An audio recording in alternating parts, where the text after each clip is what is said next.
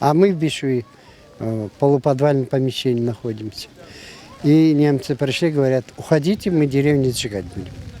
И всех выгнали из деревни. И мы побежали всех, кто куда под пулями.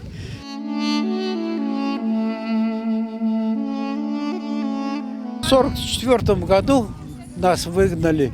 Сперва Бишуи немцы зажгли, а потом мы отремонтировали. Сегодня мы переехали.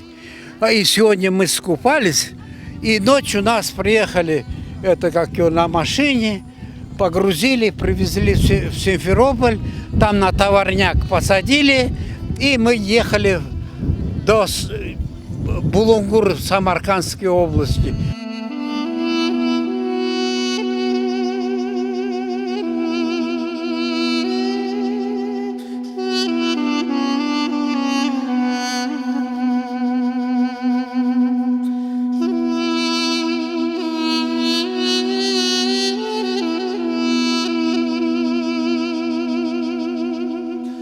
Бежу koyu bir yerden 7 kilometre. Daha Özan boyu. Alma Özan boyu. 450 koranta болған. 3 mektabı болған. 5 canısı болған.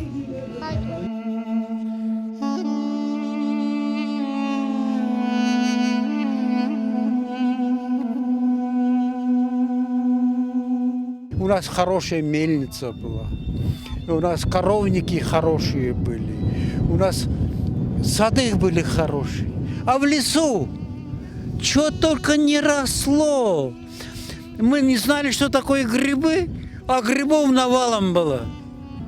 В садах были яблоки, груши, там сливы,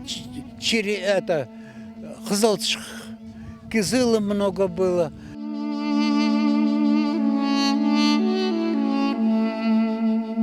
Наша задача привить молодежь к тому, что нету жизни будущего без истории прошлого, понимаете? А мы, скажем так, сегодня это вершители этой истории. Я уже в Крыму более 40 лет живу и каждый год посещаю село родной матери. Меня переполняет чувство боли и обиды за то, что села нету.